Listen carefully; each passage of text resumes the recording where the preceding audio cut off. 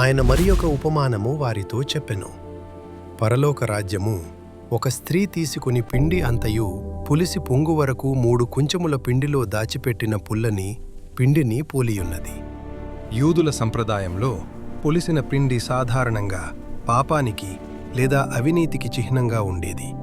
కాని యేసు ఆశ్చర్యకరంగా దానిని దేవుని రాజ్యాన్ని వర్ణించడానికి ఉపయోగించారు. 3 కుంచెముల పిండి అంటే దాదాపు 50 పౌండ్లు, సుమారు 22 కిలోలు. ఇది 100 మందికి పైగా ఆహారం పెట్టడానికి సరిపోతుంది.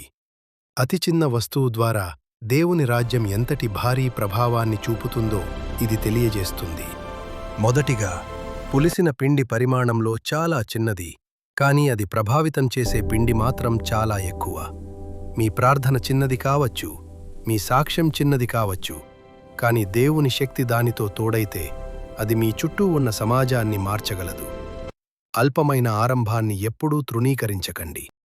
రెండవది, పులిసిన పిండిలో కలిసినప్పుడు ఏ గొడవ జరగదు, కానీ లోపల మార్పు నిరంతరం జరుగుతూనే ఉంటుంది. క్రైస్తవ జీవితమంటే స్టేజీల మీద కేకలు వేయటం కాదు.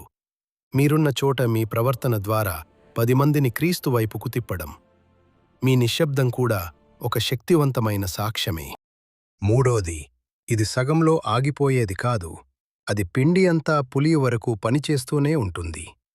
దేవుని వాక్యం మీలో ప్రవేశిస్తే అది మీ వ్యక్తిత్వాన్ని, మీ అలవాట్లను, మీ భవిష్యత్తును పూర్తిగా మార్చివేస్తుంది.